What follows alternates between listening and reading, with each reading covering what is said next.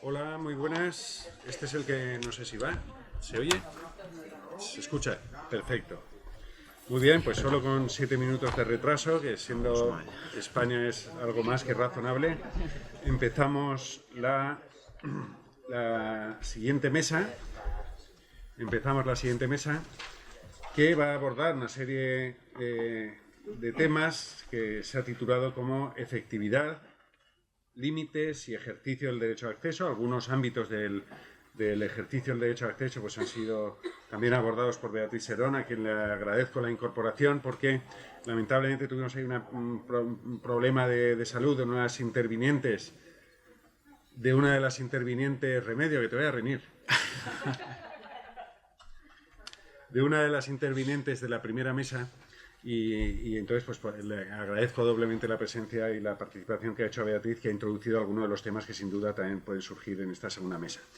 Y las intervenciones serán una detrás de otra y simplemente pues voy a señalar la primera de ellas, que es, la va a llevar a cabo Isaac Martín Delgado. Como todo el mundo probablemente ya conoce, pues él es catedrático de Derecho Administrativo de la Universidad de Castilla-La Mancha, es director de la Cátedra de Gobierno Abierto, director, si no me equivoco, del Instituto de Estudios Europeos y, aparte de muchas más cosas, por lo que hoy concierne, pues uno de los mayores especialistas en materia de derecho de acceso también, en el que se deben varias coordinaciones de monografías, no pocas publicaciones, y tiene bastante relación con lo que va a hablarnos hoy el responsable de uno de los informes periódicos, de los pocos que existen, sobre la efectividad del derecho de acceso y algunos de los temas como límites, causas de inadmisión, etc. Y dicho lo anterior, pues como el resto de los ponentes, pero en este caso casi especialmente, pues muy amigo desde hace muchos años, que no es la causa de que esté aquí. Muchas gracias. Muy bien, gracias a ti. Efectivamente, muy amigo desde hace muchos años, pero esto no me impide reconocer que, aparte de amigo, lo considero un maestro en estos temas y, sobre todo, también, que es como empezamos en todo lo relativo a la administración digital. Gracias, querido Lorenzo, por la invitación. Es un placer formar parte de esta mesa, acompañado de 3 miembros de consejos de transparencia autonómicos, a los que, bueno, pues trato de estudiar, ¿no?, a través de este informe cuyos resultados principales voy a presentar y de los que siempre se aprende. En estos 20 minutos que nos han sido asignados, lo que voy a tratar de hacer es, partiendo de una serie de datos en los cuales se analiza la litigiosidad en vía administrativa y contenciosa administrativa en el sector de transparencia respecto de la actividad del Consejo Estatal, plantear una serie de propuestas de reforma de la actual normativa de transparencia, que es lo que se nos pedía, ¿no? Por eso el título de la efectividad del derecho de acceso, es decir, dónde están realmente los límites efectivos, los obstáculos reales al derecho de acceso a la información pública.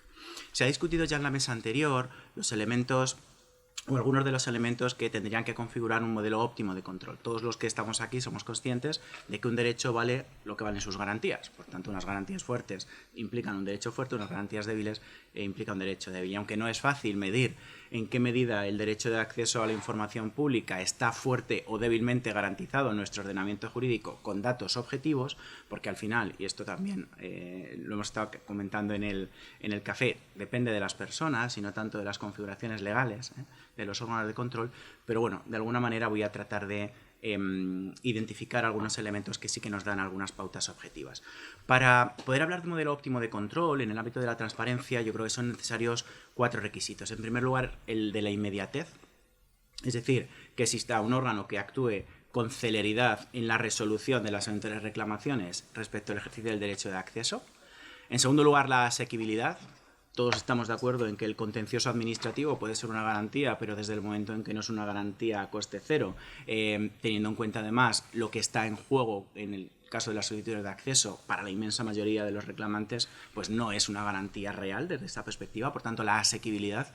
En tercer lugar, la independencia. Podemos crear órganos de control, pero si no están dotados de independencia respecto de la actuación del poder controlado, pues también sería una debilidad del sistema. Cuando hablamos de independencia no solo estamos haciendo referencia a la configuración legal, esto es, aunque se diga en la norma 7 veces que el órgano será independiente, sino que realmente lo sea y está relacionado con ello, que tenga autonomía funcional, porque tú puedes tener esa independencia, incluso personalidad jurídica propia, pero si al final, en cuanto a medios humanos y materiales, no cuentas con los recursos suficientes o tienes algún otro tipo de dependencia real, esto anula tu autonomía funcional y por tanto afecta a tu independencia.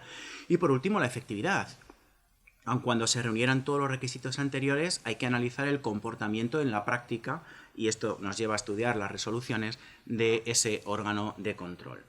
Aunque sí que he tenido ocasión de estudiar la configuración legal y la actuación material de los distintos órganos de transparencia, al menos de los principales de nuestro país, en el día de hoy me voy a centrar única y exclusivamente en el Consejo Estatal de Transparencia.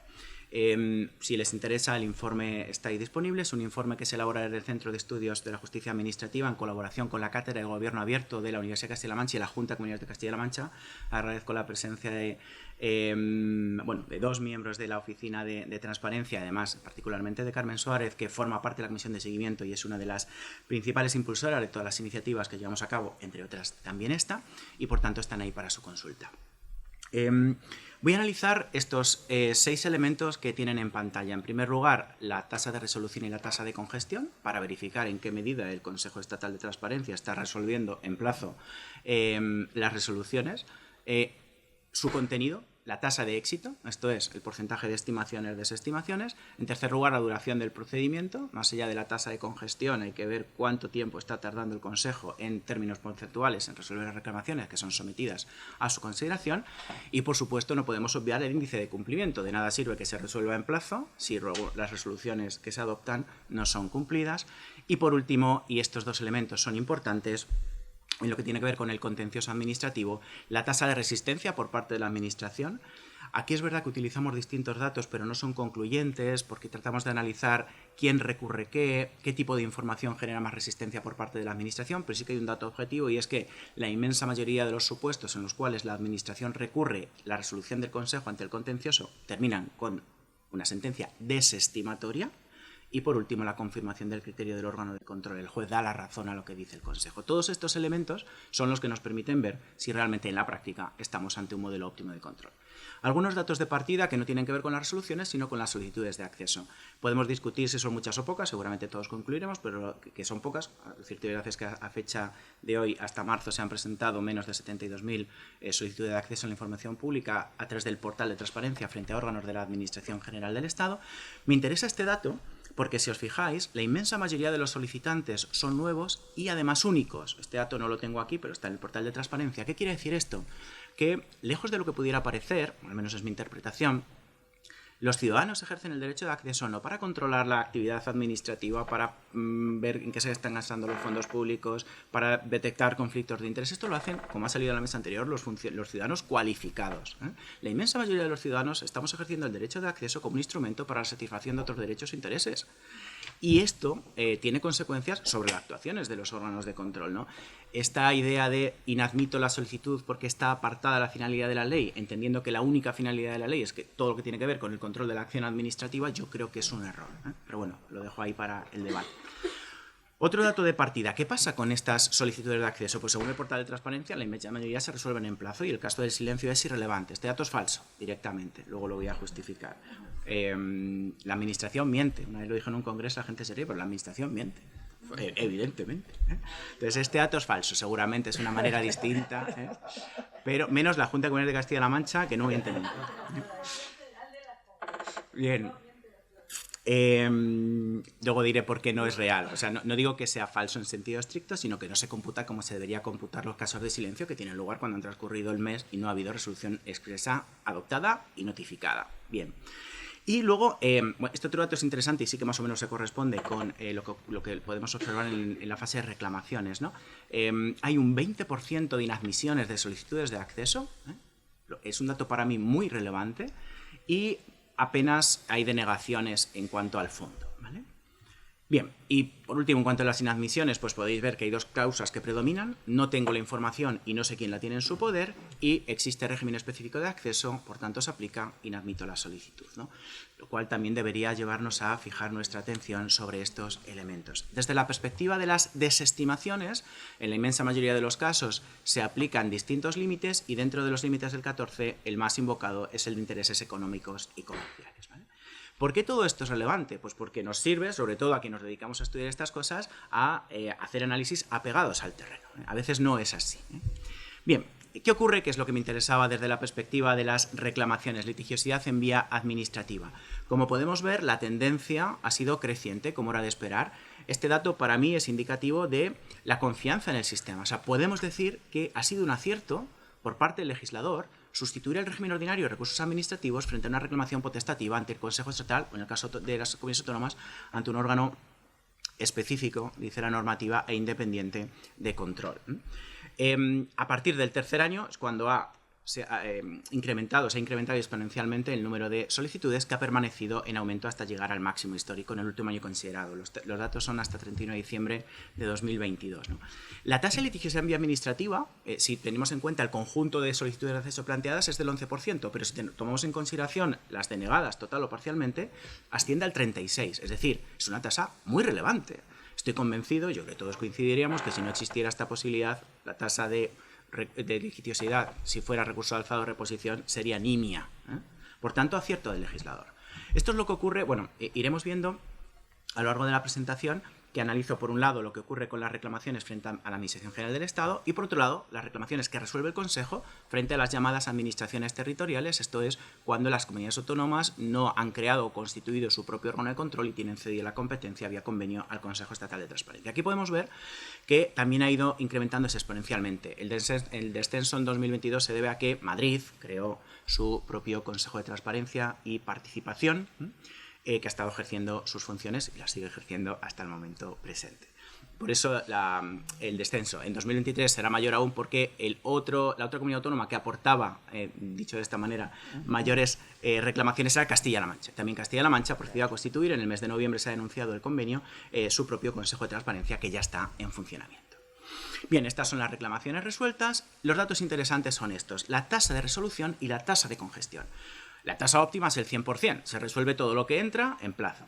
Como podéis ver, bueno, salvo en el paréntesis 2018-2019, incluso 2020, pandemia, que estuvo cerca del 100%, luego ha habido un descenso considerable, aunque en 2022 bueno, pues ha vuelto a aumentar. ¿Esto qué significa? El esfuerzo ímprobo que está haciendo el Consejo Estatal de Transparencia para tratar de resolver en plazo las solicitudes, o mejor dicho, las reclamaciones que se le plantean. En el caso de la Oficina de Reclamaciones frente a Administraciones Territoriales, quien resuelve sigue siendo el presidente, pero quien tramita es la Oficina de Reclamaciones, podemos ver que la tasa de resolución, salvo en 2019 y en parte en 2020, ha sido siempre muy baja. En 2022 ha vuelto a bajar. La otra cara de la moneda, la tasa de congestión, que como podéis ver, con esa excepción del esfuerzo que fue mayor 2019-2020, va en aumento hasta alcanzar el máximo histórico. ¿Qué significa esto? Que, como ha reconocido el Consejo Estatal en reiteradas ocasiones, realmente existe un claro, permitidme la expresión informal, tapón a la hora de tramitarlas y resolverlas. Tapón que ha existido desde el principio en el caso de las resoluciones frente a administraciones territoriales. Esto ya nos apunta a un problema que se ve muy bien en una posterior figura que comentaré después. Esta me interesa particularmente. ¿Por qué? Pues porque es la que permite justificar por qué considero que el dato de silencio no está bien computado y sobre todo porque aquí podemos evidenciar dónde están realmente los límites efectivos al derecho de acceso. Donde pone otros, se refiere sobre todo a que la administración da la información, pero esa resolución no satisface al interesado solicitante y por tanto presenta reclamación. Este es prácticamente lo que explica ese alto porcentaje. Pero podemos ver que, aunque en el último año considerado se han equiparado los límites formales, legales y sustanciales, límites legales como denomino la aplicación de la disposición adicional primera, existencia de régimen específico de acceso, pero realmente las causas de inadmisión generan una importante litigiosidad. Por tanto, ahí yo creo que tenemos que centrar particularmente la atención en qué ocurre con las causas de inadmisión. Pero sin duda ninguna, el principal límite al derecho de acceso está en el silencio administrativo. En un 33,74 fue mayor en años anteriores porcentaje de casos. La reclamación se presenta frente a una desestimación presunta. Si tomamos en consideración el número de reclamaciones que se han presentado en 2021-2022, solo estas ya son muchas más de las que aparecen en el portal de transparencia como inadmitidas. Por tanto, no se está computando realmente el dato. Es decir, aquí está el principal problema, en mi opinión, en relación con el ejercicio del derecho de acceso, en que la administración no responde en plazo. Tened en cuenta que no todos los casos de silencio terminan en reclamación. Esta es solo una muestra, por así decirlo. No tengo ninguna duda de que son muchísimos más, ¿no? ¿Qué ocurre con relación a reclamaciones frente a administraciones territoriales? Pues que el caso del silencio es el doble. Es decir, más del 75% de las reclamaciones frente a administraciones territoriales se presentan por desestimación presunta. ¿Esto qué significa? ¿Que los entes locales y las comunidades autónomas son muy malas? No. Hay una causa clara y es la falta de medios. El legislador estatal ha introducido una serie de obligaciones que están pensadas para grandes administraciones, pero no particularmente para los pequeños y medianos entes locales. Es evidente, esto el Consejo ya lo ha dicho también en algunas de sus memorias, que para poder lograr un sistema, digamos, un sistema óptimo de, en este caso, reconocimiento del derecho de acceso, no solo basta con reconocerlo, sino que habrá que dotar de medios a aquellas administraciones que no los tienen, ¿no? Aquí está lo que antes, bueno, este es el caso de reclamaciones frente a silencio, que podéis ver la evolución, pero lo que me interesa, bueno, y esta diapositiva lo que permite ver, esta figura lo que permite ver es la tasa de éxito, es decir, el sentido de la resolución. A medida que ha ido entrando en funcionamiento el sistema, ha ido aumentando. Por tanto, a día de hoy son claramente más los casos de estimación de la reclamación que de desestimación, ¿no? Por tanto, el sistema funciona, claro, esto es lógico, es lógica esta evolución. ¿Por qué? Pues porque primero los ciudadanos ya tienen más claros los criterios, se ha asentado la doctrina del Consejo, se ha asentado la doctrina jurisprudencial y en segundo lugar evidencia, en mi opinión, la confianza en el sistema. Yo sé que puedo acudir al Consejo porque entiendo que encuentro en él una garantía. Con relación a administraciones territoriales, el índice de estimaciones siempre ha sido superior al de desestimaciones y esto está directamente relacionado con el silencio administrativo. Basta con contrastar. Muchos de esos casos de desestimación presunta son finalmente estimados en vía de reclamación. Se reconoce el derecho en vía de reclamación. Aquí está la evolución de la tasa de éxito creciente. Tenemos en 2022 la máxima de la serie histórica y lo mismo ocurre con la Oficina de Reclamaciones frente a administraciones territoriales. Aquí está el otro problema del Consejo. Y es un problemón. Primer problema, causas de inadmisión. Segundo problema, silencio administrativo. Tercer problema, silencio administrativo en vía de recurso. Aunque aparezca más de 3 meses en los primeros años con 0, pero en realidad ahora veremos el dato, sí que se produjo algún caso de silencio, pero menores, y además era por días, un día, 2 días después de los 3 meses. Pero a partir de 2021 y sobre todo 2022, estamos hablando de un 85, de un 96% de los casos, es decir, la inmensísima, casi la totalidad de los casos, de las reclamaciones no se resuelven en plazo. Ahí podéis ver el incremento, ¿no? Que comenzó claramente en 2020, que como digo, algún supuesto hubo con anterioridad, y se ha llegado a esta cifra que es realmente llamativa, y que está conectada ciertamente con la tasa de congestión. En el caso de la Oficina de Reclamaciones frente a administraciones territoriales fue así casi desde el principio, a excepción de 2019, que sí que hubo una pequeña variación, pero siempre ha habido un mayor porcentaje de silencio administrativo en vía de recurso que los casos que se resuelven dentro del plazo. Por tanto, aquí tenemos el tercer problema, en la incapacidad del Consejo para resolver en plazo. Decíamos al principio, inmediatez. De nada sirve que me den la razón si me la dan un año después. ¿Vale? Aquí tenéis la evolución, ¿vale? Administraciones territoriales. ¿Cuál es el índice de litigiosidad en vía contenciosa administrativa? Esto es, recursos que se presentan frente a resoluciones del Consejo en vía contenciosa administrativa. En realidad es una tasa baja, no ha habido una proporción.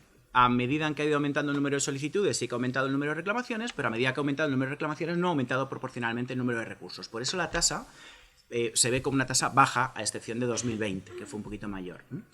Que desde luego en segunda instancia y en casación pues es menor. Esta figura cambiará porque, como sabéis, ya se ha modificado la ley de la jurisdicción contenciosa administrativa y por tanto el competente para conocer es directamente la Audiencia Nacional y no los juzgados centrales de lo contencioso administrativo. Y aquí está el cuarto problema, el incumplimiento de las resoluciones del Consejo.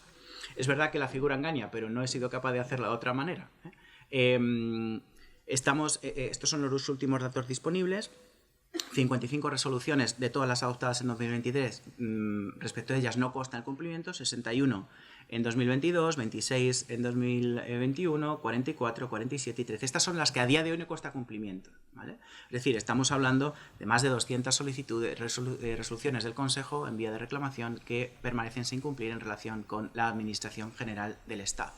¿Dónde está el problema?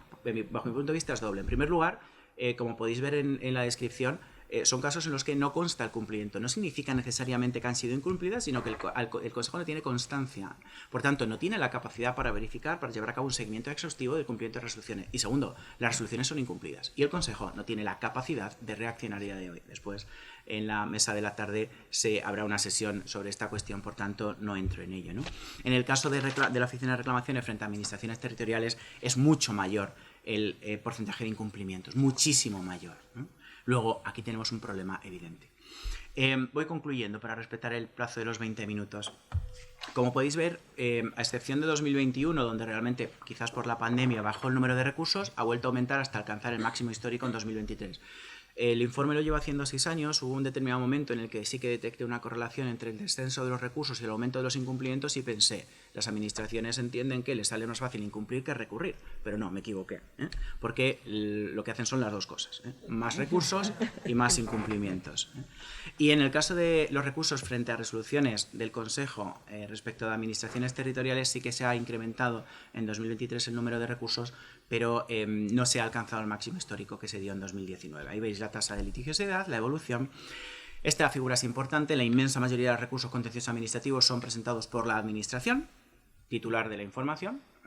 El porcentaje de recursos presentados por los particulares solicitantes de acceso. Aquí hay algún caso muy puntual de un tercero particular que recurre, ¿vale? Pero es poco significativo, ¿no? Entonces, los ciudadanos, en general, los reclamantes, no tienen incentivos para acudir al contencioso administrativo. Y aquí está el dato relevante de la confirmación del criterio del órgano de control. En la inmensa mayoría de los casos, en el último y considerado 60 frente a 40, se da la razón al órgano. Conclusiones. Riesgo de paralización del sistema. Ciertamente, el Consejo no tiene capacidad de resolver en plazo y esto afecta a una de las garantías fundamentales de todo modelo de control, como es el de la inmediatez. En segundo lugar, la cuestión del silencio administrativo y, ojo, las causas de inadmisión, que hay que mirar con lupa, que predominan claramente. Y en tercer lugar, el aumento de la litigiosidad en vía contenciosa administrativa y el aumento de los incumplimientos. ¿Posibles soluciones? Desde luego, más medios humanos y materiales. Es verdad que el presupuesto del Consejo Estatal ha aumentado en 2024 y en 2023, que los recursos humanos también han aumentado. Estábamos hablando de que tiene ya una treintena de efectivos, hasta hace poco fueron 22, pero es claramente insuficiente.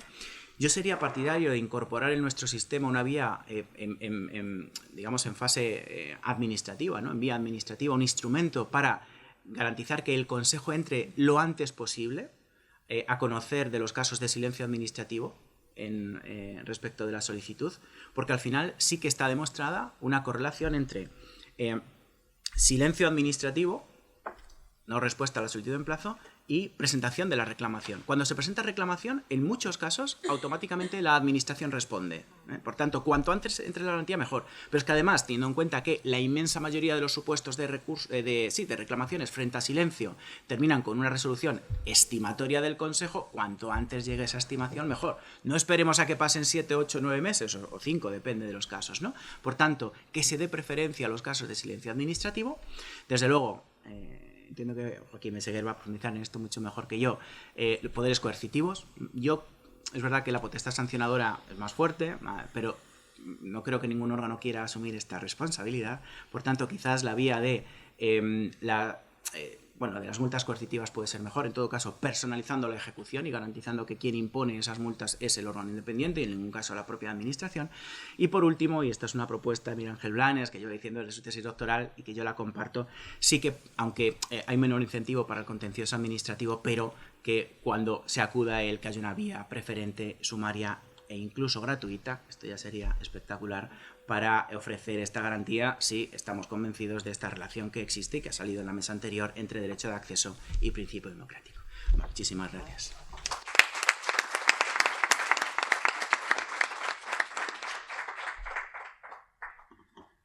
Muchísimas gracias, Isaac, por he rellenado más de una página de datos, solo me falta digerirlos todos, luego los comentaremos, y las reflexiones de tanto interés y propuestas, que es de lo que se trata, de posibles propuestas de reforma de la ley a partir de un informe como el que has hecho.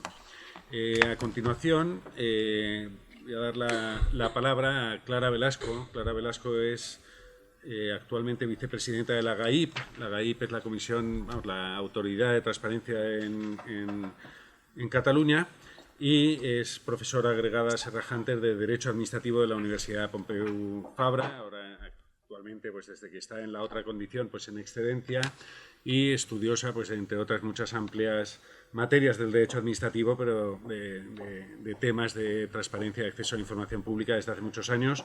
Y como he dicho antes, pues también nos une una relación muy particular en no pocos proyectos y publicaciones, porque andamos locos con estos temas y temas digitales que normalmente van de la mano, y obviamente pues también muy amiga.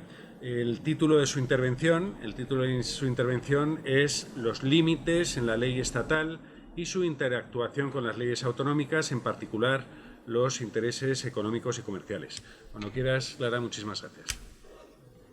Bien, muchas gracias, profesor Cotino, por la presentación. Buenos días a todos y muchas gracias por estar aquí compartiendo reflexiones sobre una eventual reforma de la ley de la transparencia. No puedo empezar mi ponencia sin dar las gracias a los organizadores, en especial al profesor Cotino, por participar en este congreso. He venido tantas veces a la Universidad de Valencia que casi me siento como en casa, y gracias a todos los compañeros que siempre me acogen con cariño, en especial a Jorge Castellanos, que hoy no está aquí con nosotros, pero también a Raquel del Valle por su eficiencia y su eficacia organizando todo este tinglado que no es fácil.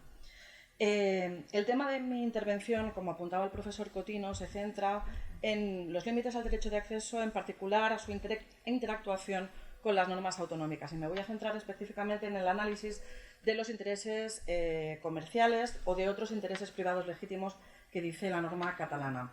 Mi ponencia se iba a estructurar en 3 apartados, pero vista la ponencia de aquí Isaac Martín, compañero y amigo, no me resisto a hacer una previa sobre la AGAIP, ¿no? La AGAIP es un órgano colegiado de designación parlamentaria. Hace justo un año que los vocales fueron renovados, se nos renovan por 3/5 partes del Parlamento de Cataluña. En este caso votaron los 3 grupos mayoritarios a favor de una renovación in toto del órgano. Funcionamos como tal, funcionamos como órgano colegiado. Escogemos nosotros a nuestra presidencia. Para que tengan algunos datos, ¿no? El año pasado acabamos con 1.323 reclamaciones solo en Cataluña. Resolvemos en una media de 52,3 días, y si no que me corrija nuestro técnico de datos. Tenemos procedimiento de mediación. La resolución del procedimiento de mediación está prevista en unos 3 meses. Nos vamos ahí ya un poco más de plazo, a unos 107 días. Nuestra particularidad es que nuestra propia ley nos dice que debemos resolver en 2 meses máximo, con lo cual nosotros vamos realmente a profe. Los medios materiales con los que contamos y recursos humanos son ciertamente escasos. Somos 5 vocales, es cierto, pero personal técnico al servicio del órgano son 13 personas, de las cuales 3 solo son estables y el resto son interinajes y refuerzos. Ahora, por fin, este año hemos conseguido un programa de 3 años que nos va a permitir estabilizar a gente durante 3 años.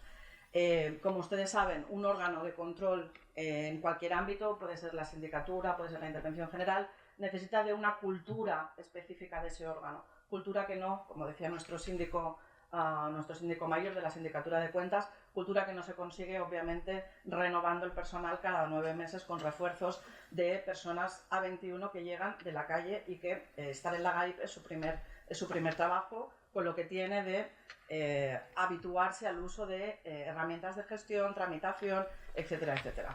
Con lo cual, ahí hay unos datos.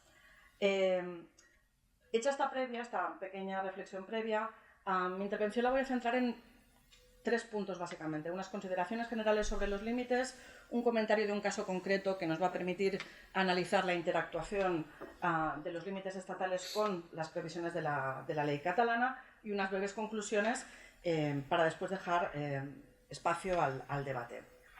6 consideraciones generales, algunas de ellas provocativas, y por eso sé que luego vamos a discutir con el profesor Cotino.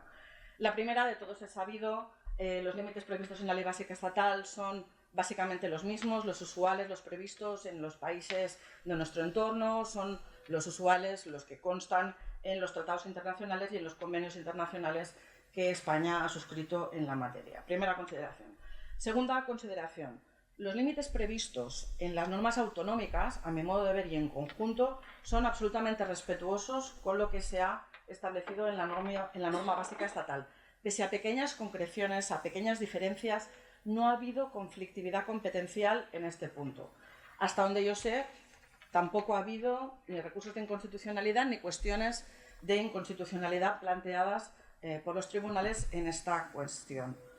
Cuarta idea, y creo que debe quedar clara, si bien es cierto que los límites de las normas autonómicas no pueden añadir otros límites más que aquellos que están previstos en la ley estatal, cuando una norma autonómica acota, concreta, acogiendo un límite de los previstos en la ley estatal básica sin contradecirla, a mi modo de ver, eso ayuda al conjunto de la ciudadanía, pero también a otra serie de operadores jurídicos, porque ayuda a fijar esa interpretación que establece el legislador autonómico, que es un poder democrático, ¿no? Y que en el fondo le está diciendo a su organización y a su sector público, administración y sector público, nuestras obligaciones de transparencia van hasta aquí, lo que dice la ley del Estado y un poquito más, ¿de acuerdo? Eso ayuda a dar una mayor seguridad jurídica, a mi modo de ver.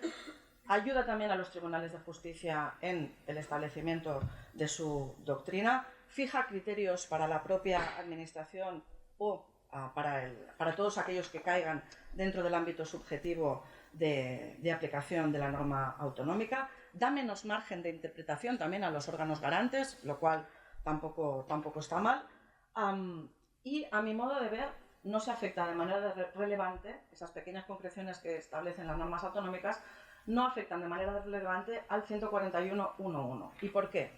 Porque, a mi modo de ver, los límites tienen más que ver con el nivel de transparencia que exige el Parlamento a su sector público y a su organización pública, que no a la posición del ciudadano respecto a esos límites. ¿Por qué? Porque a los efectos de la administración que recibe la SAIP, la solicitud de acceso a la información pública, o posteriormente del órgano garante que recibe la reclamación, a nosotros nos es igual de dónde es el ciudadano. Cualquier ciudadano de cualquier lugar del mundo puede pedir, y en este caso cualquier ciudadano del Estado español puede pedir una solicitud de acceso, puede plantear una solicitud de acceso y se le va a respetar su condición con independencia de la proveniencia de esa solicitud de acceso. Con lo cual, la posición básica de ese ciudadano, de cualquier ciudadano ante esa administración, independientemente de dónde se ubique ese ciudadano, va a quedar garantizada o respetada. Con lo cual, no creo yo que se esté afectando a la posición jurídica subjetiva de los ciudadanos españoles en relación con cuál es la administración que recibe su solicitud de acceso o posteriormente cuando se plantea la reclamación. Quinta consideración. De los trabajos participativos que se han desarrollado y que se han publicado en la web de la Secretaría de Estado en el proceso que muchos de los que estáis aquí trabajasteis sobre la propuesta de reforma de la ley, si lo he leído bien, hubo poco debate sobre los límites previstos, más allá de unas concreciones en relación a que se tenía que incluir el patrimonio histórico, ¿no? La afectación al patrimonio histórico como límite y precisar una acotación temporal de la aplicación de los límites. Creo que sobre el tema específico de límites había un consenso claro entre todos los expertos que estuvisteis participando. También es cierto que durante los debates, por lo que he podido leer, sí que se decía que era necesario precisar que cuando son normas sectoriales, las que establecen límites, esas normas deben tener rango de ley, como ya exige la norma catalana. Y finalmente, una sexta consideración que parece una obviedad, pero todos debemos recordar que los límites se aplican de forma restrictiva, caso por caso, ¿de acuerdo? ¿Por qué digo esto? Porque cada caso es diferente, porque el papel lo aguanta todo, las reflexiones generales sobre el papel y los tratados lo aguantan todo, pero cuando uno está toreando en la plaza y ve al toro de cerca, la aplicación de los límites y la ponderación de bienes jurídicos en presencia no es tan sencilla. Y ahora les contaré un caso y el porqué. Al caso concreto, segundo punto de mi intervención. Se nos planteó en diciembre de 2019 una reclamación que nos había pedido mediación, pero renunció al procedimiento de mediación y acabamos cursando esa reclamación por el procedimiento ordinario, es decir, procedimiento con resolución. Esta curiosamente, no era una reclamación contra un silencio. En Cataluña los silencios se producen mayoritariamente por entes locales. La Generalitat de Cataluña y el aparato instrumental de la Generalitat contestan, y contestan rápido y bastante bien normalmente.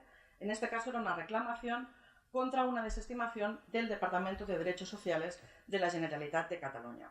La reclamación la ponía, y la SAIP la puso un periodista, ¿de acuerdo?, que quería acceder en el 2019, como si fuera profético, a la información detallada sobre las sanciones a residencias de personas mayores en Cataluña desde el 14 al 19. Parecía, ¿no?, que el periodista tenía olfato para ver los temas candentes en aquel momento, ¿no? Invoca el periodista resoluciones, la resolución 440 del Consejo de Transparencia, invoca para defender su derecho la ley básica estatal. La SAIP se presentó en noviembre del 19, por eso digo que la Generalitat contesta rápido. El Departamento de Trabajo, Derechos, Asuntos Sociales y Familia respondió dentro del plazo previsto. ¿Y qué pedía la SAIP? Pedía el nombre de la residencia, pedía el motivo de la sanción, pedía el importe, conocer el importe, y pedía también conocer la fecha de la sanción. ¿Qué contestó el departamento? Le dio cierta información agregada que luego veremos, pero se basó en determinados límites, en determinados preceptos de la ley catalana y en otras normas que ahora veremos, para desestimar la solicitud. Se basó en el artículo 21 de la ley catalana, de la Ley de Transparencia, Acceso a Información Pública y Buen Gobierno, a la 19/2014, alegando que se afectaba a la investigación o sanción de infracciones penales o administrativas o disciplinarias, o el secreto, ¿no?, o lo que prevé el secreto o la confidencialidad en los procedimientos tramitados por las administraciones públicas. Ese era uno de los principales motivos a los que se acogió el departamento para desestimar la solicitud. Además, el departamento invocaba, por ejemplo, el artículo 57.2 de la Ley de Organización, Régimen Jurídico y Procedimiento de la Generalitat de Cataluña, una ley antigua que está parcialmente en vigor aún, la Ley 1389, que dice, ese artículo 57.2, que se debe respetar y proteger la esfera privada de las personas interesadas y que la Administración tiene el deber de controlar los datos que surjan en la tramitación de los procedimientos. Además, también invocaba, curiosamente, el 53.2b de la Ley 39/2015, ¿no? En los procedimientos sancionadores, ese artículo concreto prevé que se debe respetar la presunción de inocencia. Curioso. Y a mí lo que me llama la atención de esta desestimación contra la que se reclama ante la GAIP es que lo que se invoca son normas procedimentales, no normas sustantivas. Se están invocando normas de procedimiento administrativo para desestimar una solicitud de acceso. Y no se hace referencia en ningún caso a la protección de datos, ni tampoco se hace referencia a la LOPD, ni al Reglamento General de Protección de Datos. Y ustedes me dirán, pues claro, porque es que quienes son titulares de esas residencias normalmente son personas jurídicas. Pero esto tiene una derivada que después les contaré. Como hemos dicho, pese a que se desestima esa solicitud de acceso, le facilitan algunos datos agregados anonimizados. Por ejemplo, para 2014 le dicen que hay 56 expedientes abiertos, 23 archivos porque se corrigió la infracción detectada, 32 acaban con multa, un expediente, una residencia acaba cerrando y 0 expedientes con cierre y multa. De la tipología de residencias, pues no hay ninguna residencia relativa o que tenga pacientes de salud mental. De la tercera edad o con pacientes de tercera edad hay 51 residencias afectadas, 2 residencias afectadas para personas con discapacidad y hay 3 centros de día. Estamos hablando de 993 centros autorizados para el año 2014. Pero obviamente toda esta información, solo para ese año, no es lo que el periodista pedía. Pedía datos mucho más concretos. Con estos antecedentes, la GAIP, ¿qué hizo? Pues pedimos colaboración al departamento para identificar a los terceros afectados por la solicitud de acceso. Nuestro reglamento obliga a la administración a colaborar y a facilitarnos o bien los datos para que nosotros podamos notificar que hay una reclamación pendiente y si no tienen alguna consideración que hacer en el plazo de 10 días para presentar alegaciones, o bien si el número de afectados o de terceros afectados es muy amplio, ahí sí pedimos la colaboración y pedimos que notifique directamente la administración que tiene esos datos. Resolvimos, a través de la resolución 164/2020, la encuentran fácil en el buscador de la GAIP, lo tenemos en el web. ¿Y qué resolvimos? Pues obviamente descartamos la aplicación del 21 de la ley catalana.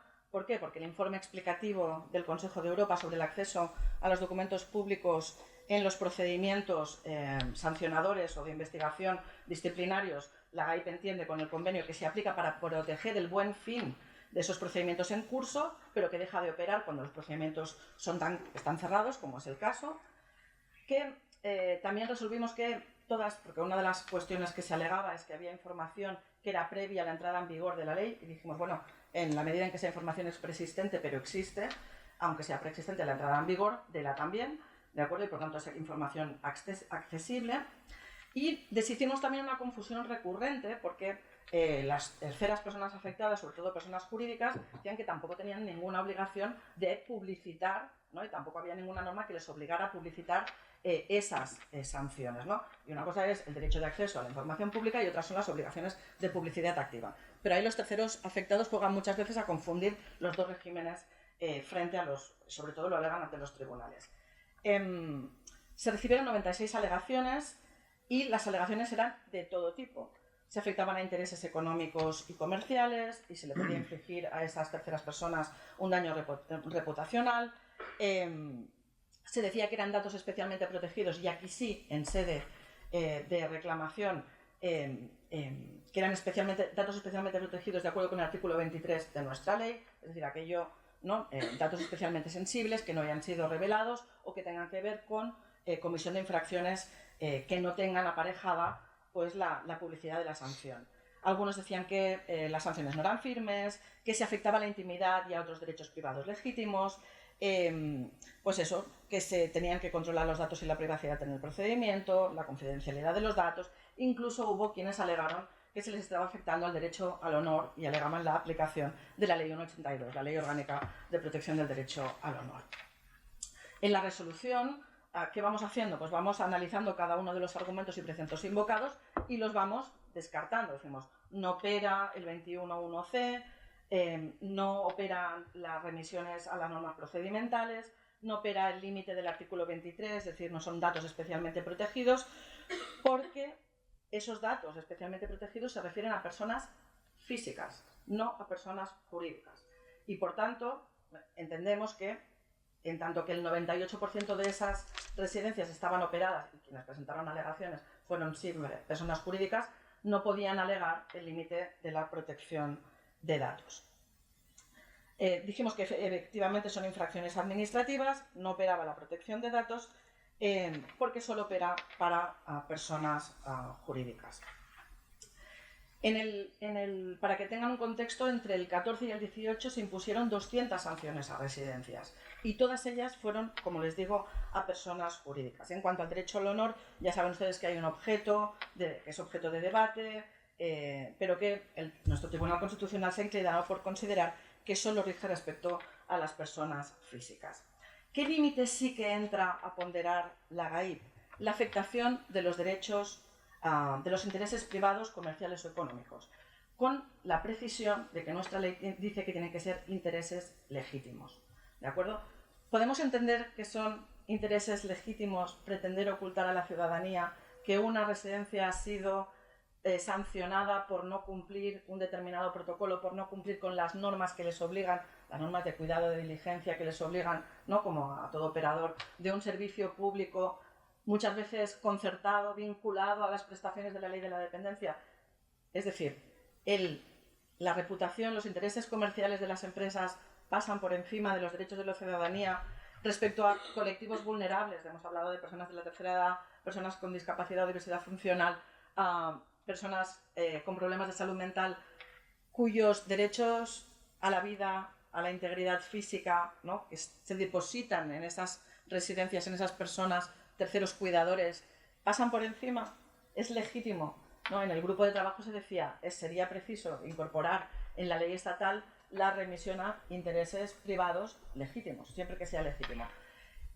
Entendíamos la AIP que esos datos debían ser revelados, que esas infracciones debían ser publicitadas. Obviamente nuestra resolución de estimación fue impugnada ante el TSJ y el TSJ alegó, curiosamente, protección de datos personales.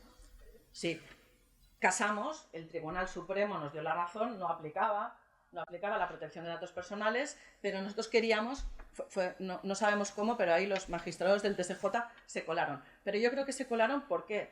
Porque el lío argumental de las empresas recurrentes era tal que yo entiendo que se hicieran un lío, ¿no? Ahí el TSJ, planteamos casación ante el Supremo, que nos dio la razón, obviamente no aplicaba a protección de datos personales, pero nosotros queríamos que el Supremo se manifestara sobre el interés legítimo, ¿no? Y le decíamos al Supremo, oiga, mire, que en este caso existen otros bienes jurídicos a proteger, ¿no? Incluso puede ser bueno en el sector, y así nos lo confirman las autoridades de la competencia, que se conozcan estas sanciones, porque eso permite, ¿no?, que quienes cumplen con la normativa se vean beneficiados reputacionalmente en el mercado y puedan atraer más clientes. Es decir, también tenemos que pensar que en otros ordenamientos jurídicos las sanciones, sobre todo lo que tenga que ver con consumo y seguridad, por ejemplo, laboral o seguridad en la manipulación de alimentos, etcétera, son totalmente públicas, ¿no? Sabemos, vamos por ahí al Reino Unido o a Estados Unidos, vemos las fichas de control sanitario y vemos las sanciones que se han impuesto nada más entrar a los establecimientos, ¿no? Pues nosotros argumentábamos, ¿no?, un montón de principios y criterios que hizo el Tribunal Supremo. Devolvió a la Sala la consideración de todo lo que tenía que ver con los intereses legítimos, pero sí casó el tema de la protección de datos personales. Y como me ha agotado el tiempo, lo dejo aquí y me reservo algunas cuestiones para después entrar al debate. Muchas gracias.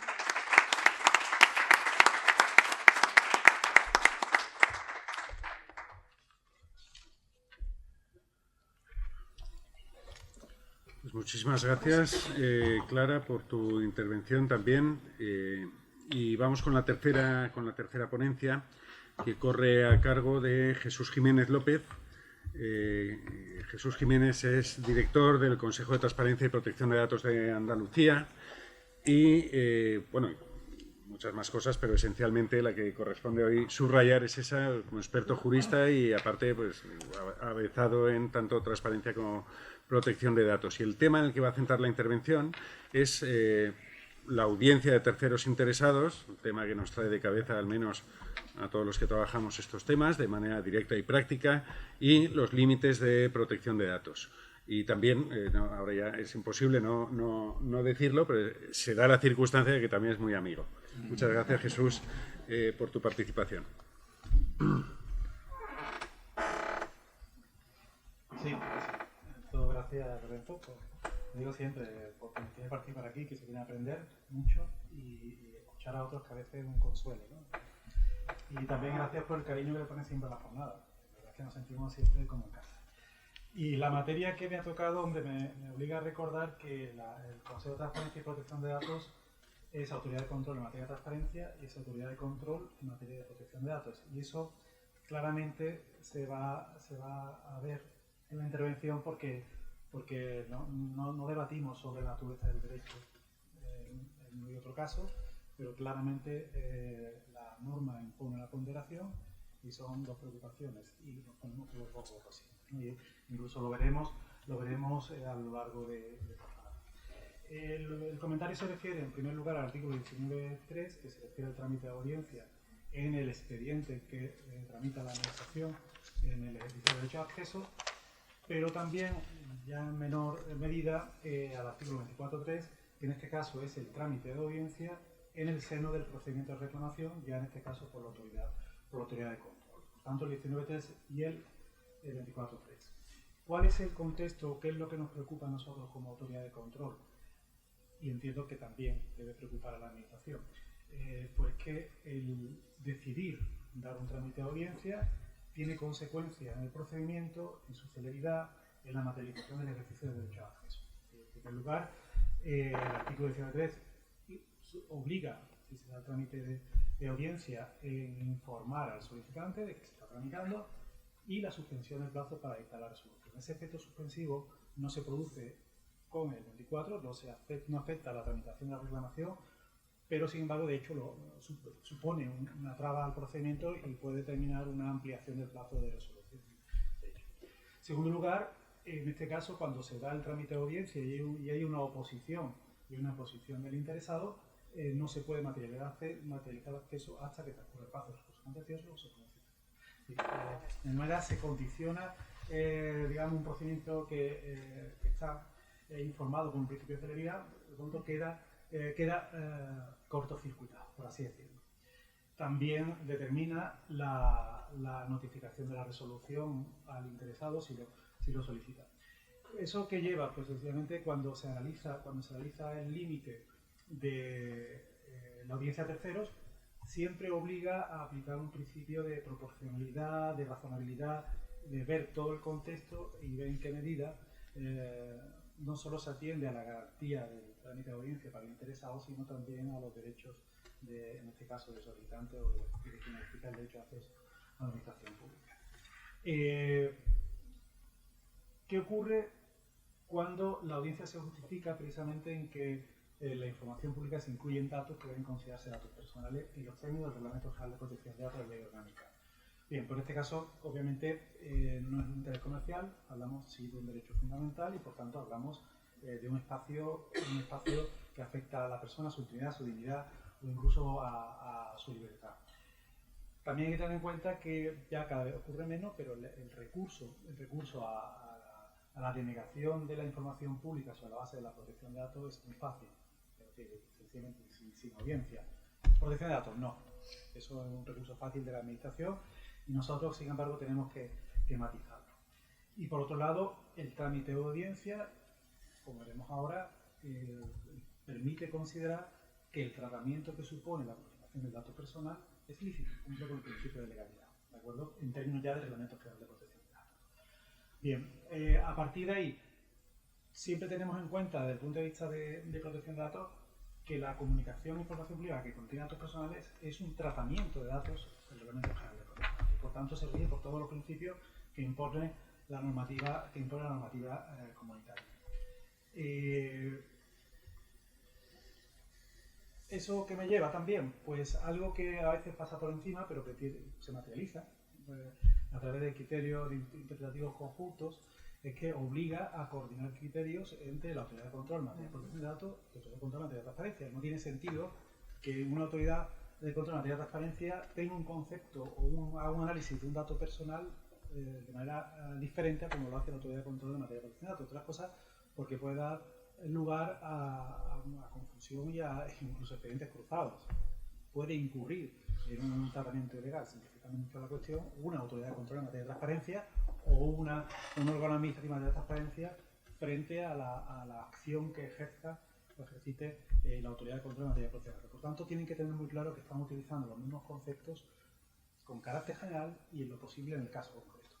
¿Eso qué supone? Pues, por un lado, desde el punto de vista digamos, institucional, hay mecanismos de comunicación entre la autoridad de control y la autoridad de control, participan en comisiones consultivas, comisiones de coordinación y además tienen la herramienta de los criterios interpretativos conjuntos, que ya han emitido varios, muchos de ellos digamos, la doctrina la veremos hoy.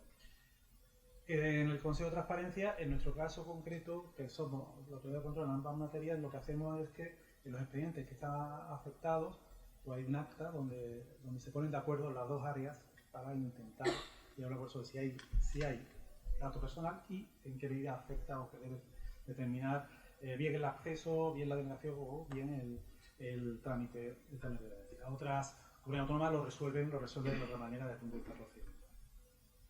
Bien, desde el punto de vista de la funcionalidad del trámite de audiencia, desde este punto de vista, con carácter general y veremos ya una más concreta, en primer lugar materializa la condición de interesado, desde el punto de vista de la ley 39.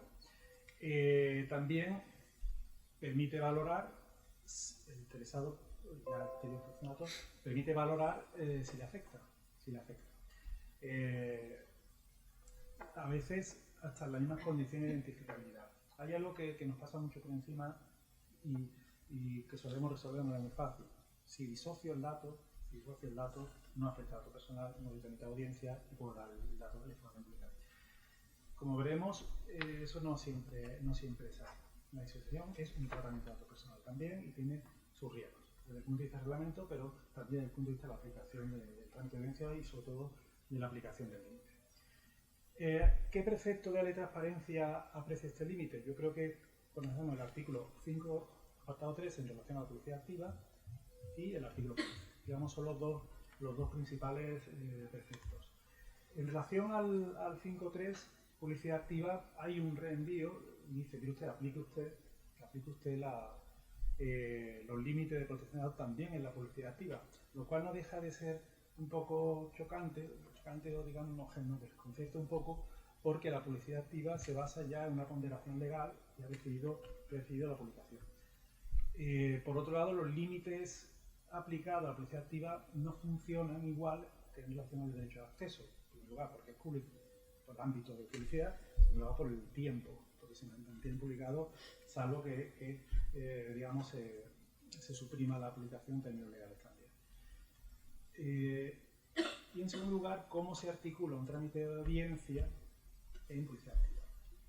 Hay que decir que, porque ese debate es muy fácil decir, no, el 17.3 no está en el ámbito no es el 15 y no está en el ámbito de publicidad activa, no se aplica bien, pero la Agencia Española de Protección de Datos, en el informe de 2015 precisamente, dice, mire usted, en publicidad activa, en la medida que por circunstancias concretas en relación a un dato de identificación, incluso de retribución, puede llegar a afectar de alguna manera derechos de particulares, protección de datos, y derechos con consecuencias, violencia de género, terrorismo, etcétera, debe usted el dato de audiencia.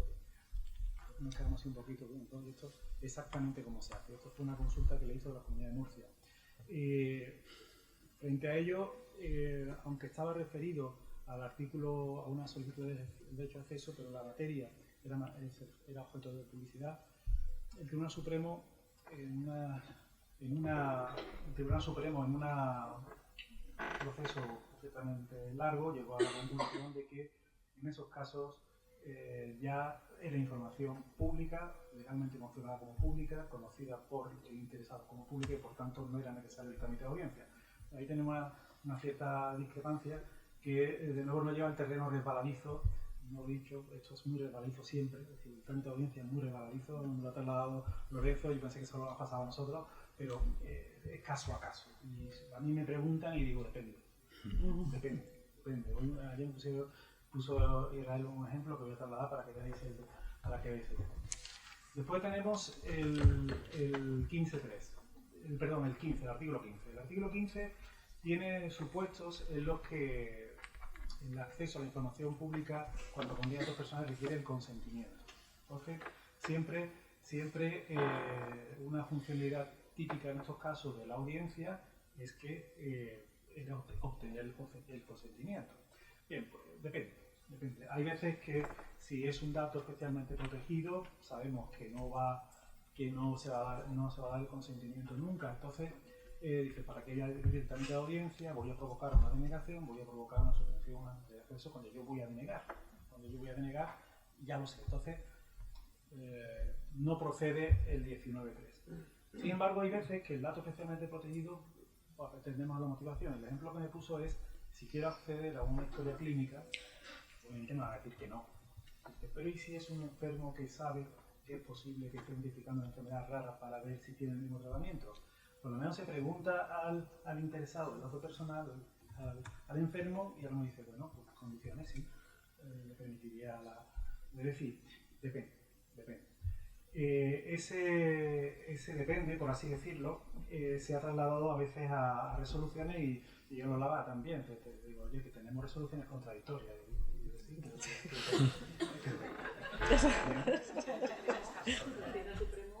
Bien, y por otro lado, también se tiende a la disociación, y voy a hablar de ella. Lo resuelvo con respuesta concreta, disocio, ya me queda problema de protección de datos. No siempre así.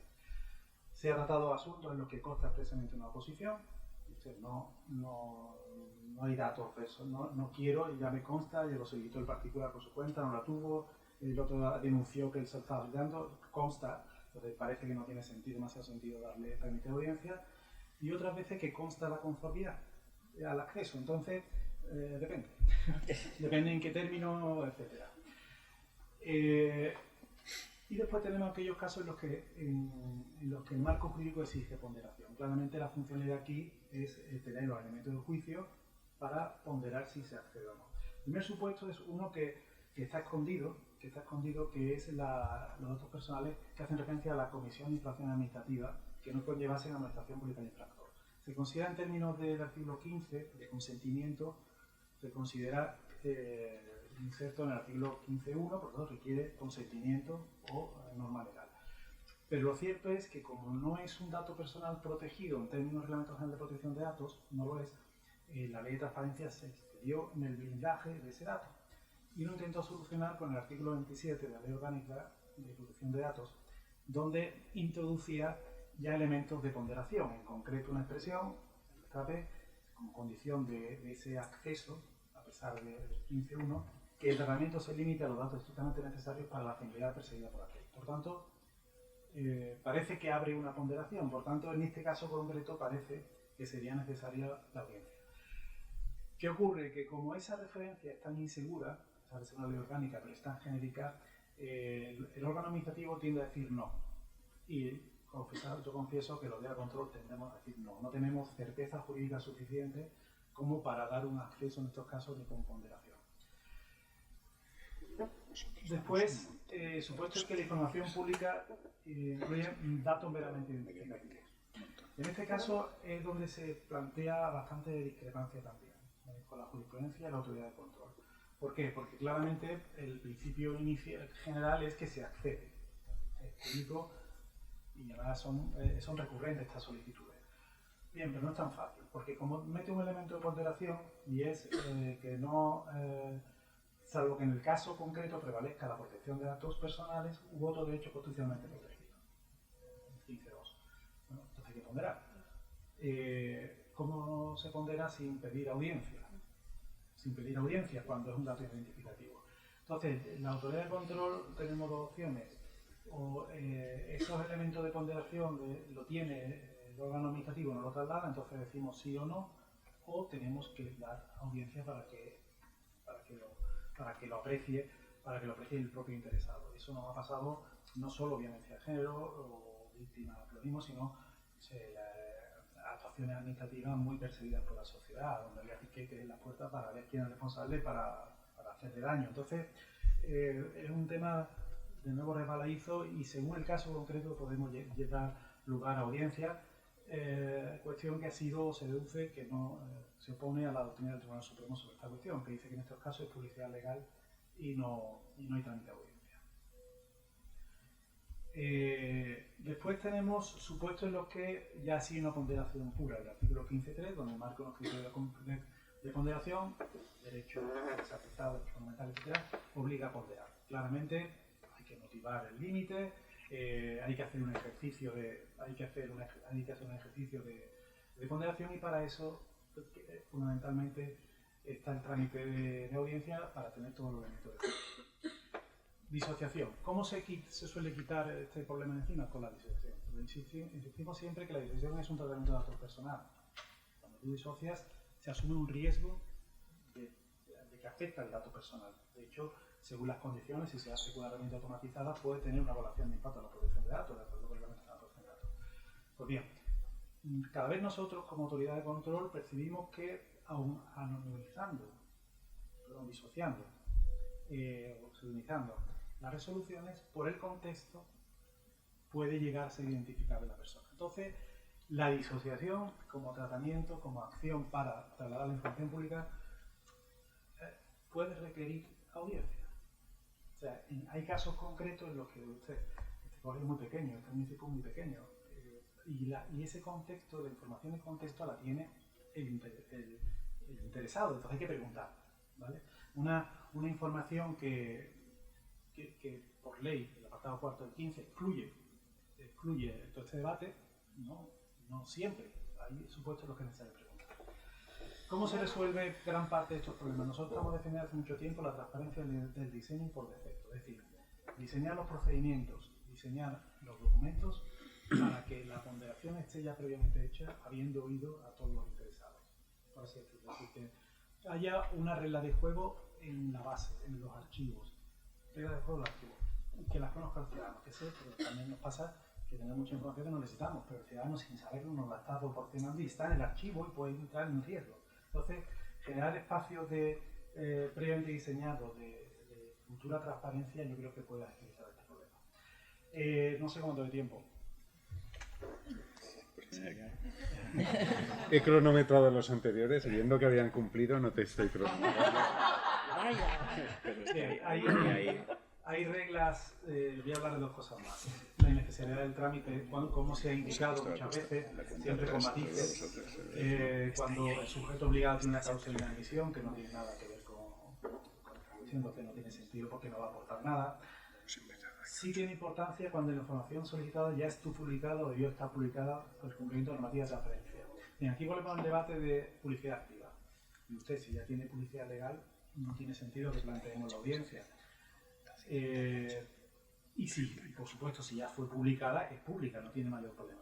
Bien, pero tenemos dudas con la que debió ser publicada, por dos motivos. Uno, por el 5.3, que me rendía al artículo 15, y dos, por el tiempo, porque debió ser publicada hace 5 años.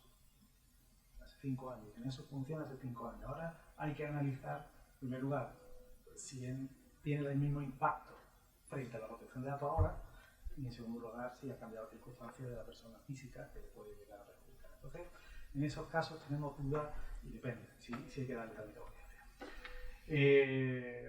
Cuando hay motivos para denegar el acceso no relacionado con nuestros derechos e intereses, cuando fuera previsible cuál es el resultado de la audiencia, lo que decíamos antes de si me he opuesto o no me he opuesto, un dato especialmente protegido, etcétera. O cuando la persona no esté identificada. En este caso es que no hay supuesto de hecho del artículo 17.3. Bien, por último, el 24.3. ¿Cuál es el problema que tenemos nosotros? El problema que tenemos nosotros son dos. Uno muy simple. Si cuando se plantea un conflicto de estas características y el órgano, el sujeto obligado, no ha dado trámite de audiencia, ¿qué hacemos nosotros? ¿Damos trámite de audiencia o retrotraemos? Tenemos esas dos opciones. Entonces, normalmente se plantea un debate entre el Consejo de Transparencia y el Gobierno, vamos, llevado a la audiencia, al juzgado contencioso, a apelación y Tribunal Supremo. El Consejo de Transparencia y el Gobierno entendió que no debía subsanar la falta de trámite de audiencia en el seno del sujeto obligado. Por tanto, si no había trámite de audiencia, retrotraía. ¿De acuerdo? Sin embargo, el Tribunal Supremo entendió que el trámite de audiencia, tanto en el artículo 17.3 como en el 24.3, eran trámites diferentes que respondían a una finalidad diferente. Por tanto, daba igual que hubiese o no trámite de audiencia del sujeto obligado. Si se daba el supuesto de hecho del trámite de audiencia, tenía que darlo el propio Consejo, la autoridad de control.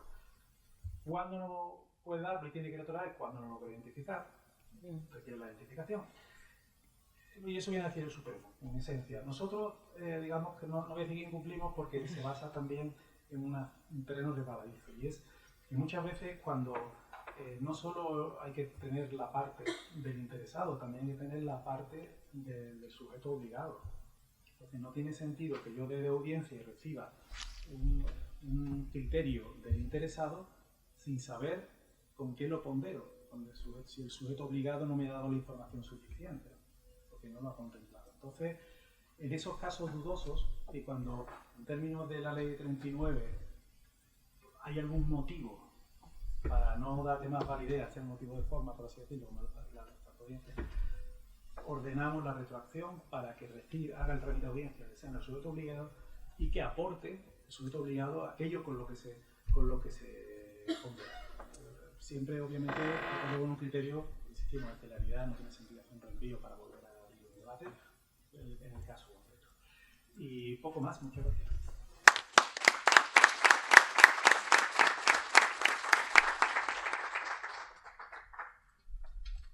Muchísimas gracias. Pues nada, hemos empezado ahí 39, con lo cual los 22 minutos de cada uno pues han sido razonables y tenemos un tiempo para el debate. Como sabéis, no todo necesariamente han de ser preguntas a los ponentes y los temas también, aparte, por supuesto, de los que se han comentado, pues relativos a los de esta mesa, pues pueden ser de interés. Cualquier propuesta, debate sobre la reforma de la ley en materia de causas de inadmisión, límites, ejercicio del derecho de acceso y efectividad. ¿Alguien por ahí? Si me hacéis un favor, aquí está el micrófono y a ver si hay suerte y suena, porque así será grabado. Ante todo quiero felicitar a los tres ponentes por su intervención y quería hacer una pregunta a Isaac en relación con las reclamaciones frente a silencios desestimatorios. Porque según tengo entendido, tú lo has confirmado en tu intervención, y en estos casos el Consejo hizo una resolución formalmente estimatoria.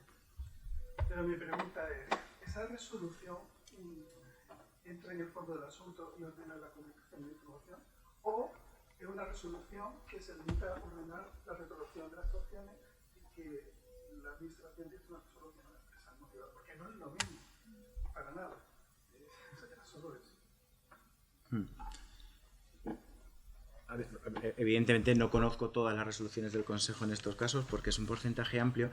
Yo siempre he interpretado el término resolución, lo denomina resolución formalmente estimatoria, como que le da la razón no porque haya habido silencio administrativo, sino porque en vía de reclamación el órgano ha respondido dándole la información al ciudadano.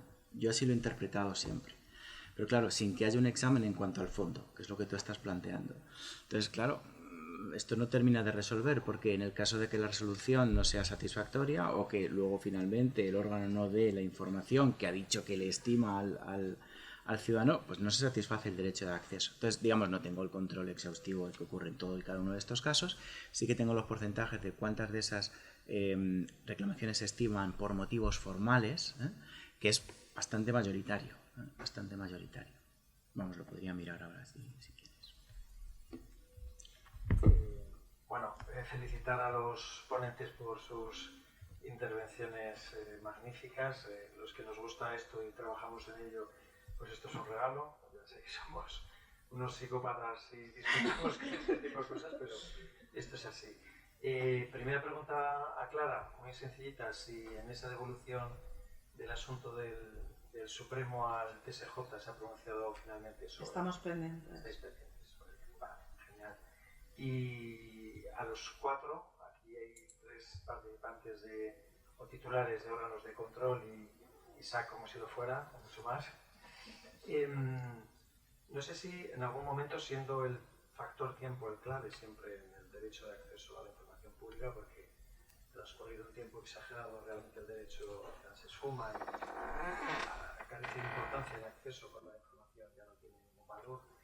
No sé si en algún momento se ha planteado, no sé si lo habéis hecho vosotros personalmente o se ha planteado que la oposición no motivada, muchas veces, pues, desde luego la ley no exige que lo tenga que ser, basta con una oposición para que se produzca esa interrupción, ¿no? Esa paralización, al menos temporal, del acceso material a la información pública. No sé si se ha planteado en algún caso que la oposición tenga que tener cierta motivación para que la cooperación sea también posible, porque de una oposición inmotivada, lo único que tengo es el efecto legal que la ley prevé, o si habría la posibilidad en su caso de estimar el acceso, aunque haya habido oposición, facilitar la información sujetando el acceso a los principios generales de la responsabilidad patrimonial de la administración pública. Es decir, oiga, yo ponderado, considero que aquí debe prevalecer el derecho de acceso, la información se entrega y si hay un daño que se haya producido que no tenga el deber jurídico de soportar, que son los principios y las claves de la responsabilidad patrimonial de la administración pública, que alguien reclame y que sea capaz obviamente de justificar todos los elementos que exige la responsabilidad, entre otras que el daño sea evaluable económicamente. ¿No? Porque algunas veces hay una oposición, simplemente no quiero, me incomoda, me molesta, se refiere a información que obviamente afecta a mis derechos, pero no soy capaz de cifrar en qué medida el perjuicio puede tener una valoración económica o no, o de otro tipo, del que sea, ¿no? Entonces no sé si esto en algún debate o por vuestra cabeza ha pasado en algún momento o es algo que incluso en el derecho comparado está totalmente descartado y es inviable porque debe prevalecer lo que es la protección de la información cuando hay una posición de un tercero afectado frente a cualquier otra solución posible. A nosotros como órgano de control, cuando damos el trámite de alegaciones, obviamente esperamos una mínima motivación. Cuando no motivan o no responden, ya que no nos han dado elementos para ponderar, pues con esos mimbres resolvemos. Normalmente, si lo vemos claro, estimamos y demoramos el acceso hasta que pase el plazo para interponer recurso. Y si no piden cautelares y si nos pide ejecutar, allá que vamos. No nos habíamos planteado lo de la responsabilidad patrimonial, es un pasito más allá. Sí, bueno, entiendo que la pregunta es si se ha preguntado, se ha dado trámite de audiencia y una oposición no motivada, si nosotros modificamos el contenido del apartado tercero, es decir, materializamos el acceso a pesar de, por el hecho de estar inmotivada, ¿no? No. Sobre todo, vamos, protección de datos seguro que no. Nosotros, obviamente, concedemos el acceso, pero lo sometemos a la materialización la sometemos al plazo. Y respondiendo a tu pregunta sobre posible patrimonial, yo me iría tanto a la audiencia. ¿Por qué ha adoptado usted el trámite de audiencia cuando realmente no había interés? Por lo inmotivado que es, no tanto la respuesta, sino por la pregunta, ¿no? Un poco, porque a la hora de hacer la pregunta ya tengo un indicio de que va a haber un perjuicio. Si lo hago para retrasar, no es laboratorio de lo que estoy hablando. Si lo hago para retrasar, obviamente debe tener consecuencias. En relación a lo que preguntaba antes Severiano, para nosotros esos casos, nosotros les decimos que son pérdidas sobrevenidas de objeto. Bien cuando tenemos una resolución expresa de la administración o porque se da una comunicación sustitutiva, y en ese caso nos enteramos porque cuando dice la propia administración, oiga, mire que yo ya he resuelto, archive, nos pide normalmente el archivo y ahí declaramos la pérdida sobrevenida de objeto, bien porque nos lo dice el reclamante. Si nos lo dice la administración, lo que hacemos es emplazar al reclamante a que nos dé en el plazo de 3, 5 o 10 días su conformidad con la información recibida. Y si no, a veces, por ejemplo, cuando son cuestiones muy básicas de publicidad activa o porque dicen que han sustituido la puesta a disposición por una publicación a todo el mundo, lo que hacemos es verificamos si efectivamente cumple, ¿no?, lo publicado con lo solicitado y la declaramos directamente la pérdida sobrevenida de objeto objetiva. Es decir, la comisión ha verificado y ahí lo dejamos. Y tenemos dos fórmulas en función de, ¿no?, cuáles de estas piezas encajan. Tenemos dos fórmulas para declarar esa pérdida sobrevenida.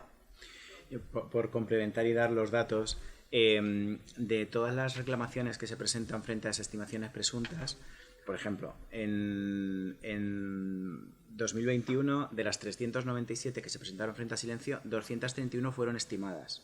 Y esta es la tónica constante. Esto es, la inmensa mayoría de las reclamaciones que se presentan frente a silencios estimatorios son estimadas. Y dentro de ellas, en torno al 30% lo son por motivos formales. Que efectivamente ahí el Consejo no dice pérdida sobrevenida de objetos, sino que simplemente dice, durante la tramitación de la reclamación, el órgano correspondiente ha respondido diciendo, mire, le he dado esta información, y el Consejo dice sencillamente, sin ponderar ni nada, bueno, entendemos que esta reclamación es conforme y asunto resuelto. Entonces la estima por motivos formales. Pero claro, si no hay la posibilidad por parte del interesado de confirmar si efectivamente eso satisface íntegramente su derecho o no, ahí es donde falla algo en el conjunto del sistema.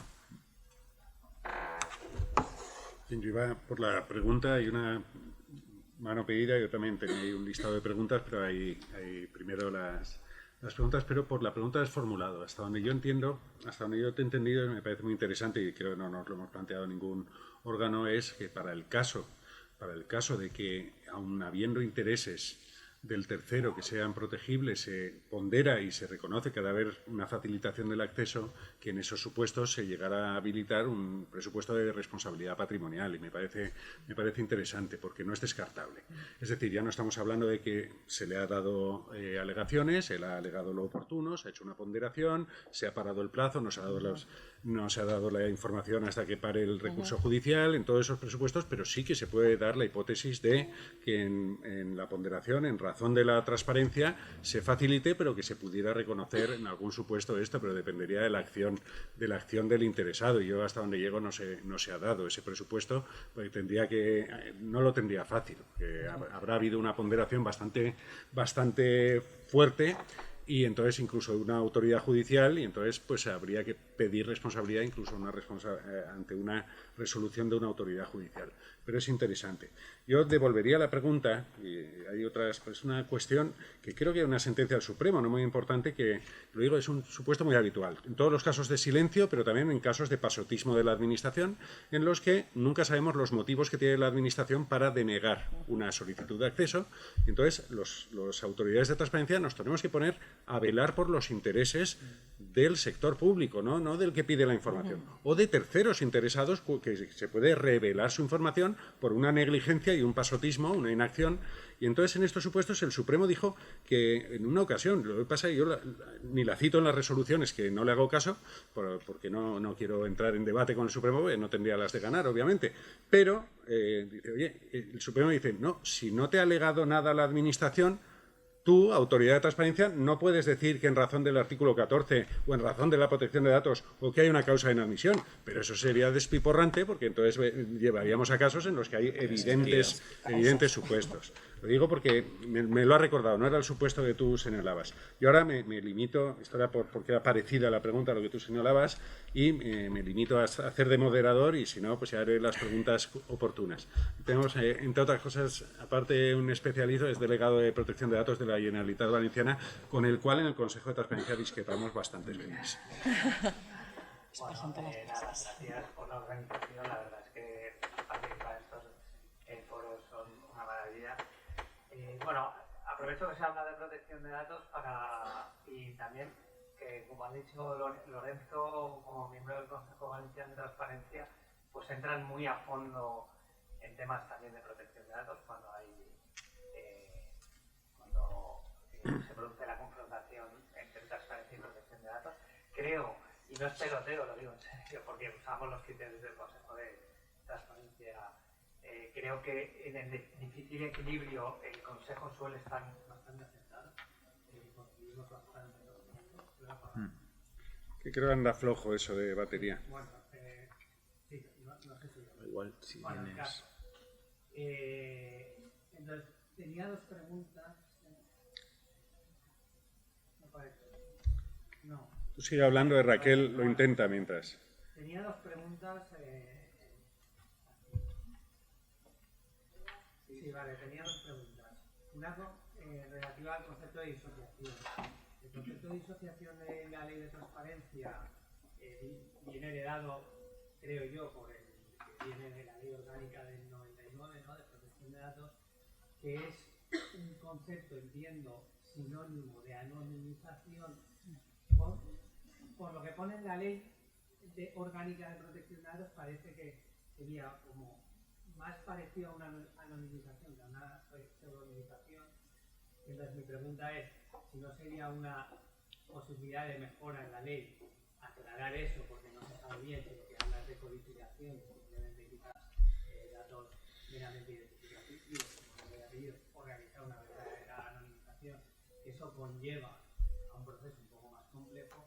Y luego la otra pregunta que tengo es en cuanto a el tratamiento ulterior, que la ley de transparencia habla del tratamiento ulterior, si eso convierte al solicitante que recibe datos personales, bien anónimos, codificados o totalmente identificados, en responsable del tratamiento, y por tanto estaría sometido al régimen sancionado de protección de datos en caso de un mal uso de la información recibida. Bueno, sobre la disociación, vamos a ver, la disociación en puridad depende del sujeto. Para uno es pseudonimización y para el receptor sería anonimización. Un poco que se han resuelto muchos conflictos de tratamiento, es decir, la administración obviamente tiene la columna que está omitiendo, entonces puede claramente reidentificar, no tiene mayor problema. Solo parecemos nosotros, la disociación en la ley de transparencia aparece en muchos sitios, no solo en el derecho a acceso, también la publicación de las resoluciones del Consejo, etcétera. Nosotros publicamos disociando, pero nosotros tenemos todas las claves de acceso. De hecho, tenemos que tener cuidado según qué información damos porque se puede reidentificar. Obviamente, para el receptor de la información es anónima porque no tiene la clave de acceso, por lo que se ha resuelto con los ensayos clínicos, ¿no? Para mandarlo fuera de Europa, ¿no? Entonces, no tiene las claves. Yo cuando hablo de esto digo, no quiero entrar en el debate porque no sé si me aporta mucho. La segunda, que digo, depende del sujeto y la perspectiva. Sobre la segunda pregunta, yo creo que sí. Es decir, obviamente cuando recibe, en el momento que trata datos, el receptor, cualquier herramienta de datos suyo sobre el reglamento de datos. Y si marca fines y medio, es responsable del reglamento. Y si hace un mal uso, obviamente responde ante la Agencia Española de Protección de Datos, no ante el Consejo. No, porque no es una entidad pública, sería ya un sujeto privado. ¿Y eso lo pones en las resoluciones? Sí. Porque nuestra Autoridad de Protección de Datos nos conmina a poner cláusulas de... Sí, nosotros tenemos una cláusula de cierre, en general, cuando va dirigida al sujeto obligado que disocie, más allá de aquello, lo que haya sido solicitado y se haya concedido acceso, si es dato personal, y es una cláusula y dice usted y el receptor, usted puede llegar a ser responsable. No lo dice el precepto. Me voy a lanzar mientras, no sé si hay una mano. Tres. Ahora lanzaré alguna pregunta concreta y dos. Sí que os voy a pedir, como no está funcionando el micrófono, os voy a pedir por favor que os acerquéis a la mesa por ese lado y hagáis la pregunta, por favor. Es que si no, luego se pierde en la grabación y no se sabe a qué se está contestando. Yo, mientras viene Miguel Ángel, aprovecho para un par de reflexiones. Una a propósito de lo que comentaba Joaquín. Yo lo que sí que veo del... Preguntas cortas, respuestas cortas y así Muy rápido, iremos a comer. Desde el punto de vista teórico sí que veo que en la práctica se puede producir un efecto preventivo, ¿no? De la responsabilidad patrimonial en general, la ponderación con protección de datos, y es, ante la duda, deniego. ¿Por qué? Pues porque, claro, si después me puede caer una responsabilidad o me puede caer una sanción, en el caso de la administración, no, por protección de datos, no, pero yo creo que esto en la mente del decisor pesa mucho. Y respecto a lo que planteabas, Lorenzo, claro, el Consejo de Transparencia en su memoria anual en varias ocasiones ha insistido, se ha quejado del hecho de que cada vez es más frecuente que el órgano administrativo, cuando se le notifica la presentación de la reclamación, no presenta alegaciones, no responde. Entonces, claro, es que así es muy difícil ponderar. Pero claro, es que le estás llevando a cabo una función de control de legalidad. Por tanto, claro que debería entrar a conocer de cuáles pueden ser eventualmente, no los motivos que da la Administración, sino los que ofrece el ordenamiento jurídico para determinar si efectivamente se ha inadmitido o se ha desestimado bien o no una solicitud, con independencia de lo que haya dicho el órgano, que no es decisivo ni determinante. Entonces, claro, no entrar a valorar, no en defensa del interés público, sino en aplicación de la ley, no tendría sentido. Más en esto no olvidar que la mayoría de autoridades, empezando por la mía, no todas, jamás tenemos acceso ni pedimos la información que se solicita. Porque si la tuviéramos, pues entonces nosotros ya pues podemos ponderar directamente. Pero no lo hacemos, vamos a ciegas. Pero bueno, tenemos ya... Al hilo precisamente de lo que comentas, Lorenzo, en la futura ley de reforma, la verdad es que, acuérdate, Isaac, en aquel congreso que ya celebrasteis vosotros, había ahí unas medidas para los consejos, para las autoridades de control, y una de ellas es precisamente el hecho de poder legitimar que el consejo pida el acceso al expediente, porque hay muchas resoluciones favorables que le pasan la pelota a la administración, estiman, y luego dice la administración, usted valore si hay algún límite, con lo cual vuelve al ciudadano a mandarle a la casilla de salida, ¿no? Y se pierde un tiempo valioso porque el Consejo no está en condiciones de haber podido claramente emitir un acto administrativo, ¿no? De decir, oiga, dele esta información a esta persona porque la ponderación la he hecho yo, ¿no? Y luego otra cosa que yo os quería plantear era si el Consejo, si las instituciones de control pueden de oficio, sin dar audiencia al reclamante, apreciar causas de inadmisión o límites que la administración no ha alegado. Incluso no solo en los casos de silencio, sino en los casos de respuesta expresa. Yo he visto muchas, cada vez por desgracia más, que la administración alega una causa de inadmisión o un límite, el Consejo ve que es que eso no tiene por dónde cogerse y entonces el Consejo de oficio aplica otro sin haberle dado al reclamante la posibilidad de alegar y desestima la reclamación, convirtiéndose en juez y parte sin que realmente, produciéndose esa incongruencia, ¿no? De decir, oiga, pues la historia es que la futura ley tiene que decir, pueden apreciarlo y en todo caso ver, aunque el tema es que se retrasaría más, darle audiencia al reclamante para que pueda decir, oye, mire, no es que se tampoco cabe por esto, porque si no se genera una indefensión evidente, ¿no? Pues esto es cuestión concreta y es lo que yo había planteado. Yo ahí no veo la indefensión, ¿eh? Yo ahí que en la reclamación es opinable todo, pero que en la resolución tú examines los posibles motivos del 18, del 14 o del 15 y que apliques algunos, y no tienes por qué haber trasladado esas opiniones del que va a juzgar para la parte. En la jurisdicción contenciosa no tiene que haber, pero es verdad que para que no se genere esa incongruencia, tú tienes que el debate entre los motivos y las causas de oposición, porque puede haber circunstancias o elementos que tú puedas a lo mejor no tener en cuenta, y el reclamante en ese aspecto se pierde parte del debate, la mitad. En la ley de jurisdicción, el artículo 33, el planteamiento de cuestión no se puede resolver las sentencias introduciendo... Puedes introducir motivos no alegados, pero tienes que dar audiencia. Claro, para que se pueda entender. Y ese de administrativa también, el recurso objetivo lo dice también. Pues no lo hacemos, vamos. Hombre, No, es que a veces las causas de inadmisión a veces son clarísimas. Cuando no es objeto de la solicitud, no es objeto, o la reclamación no es objeto de información pública, te está pidiendo un certificado, una traducción, pues inadmites. Y le vas a dar audiencia en esos casos.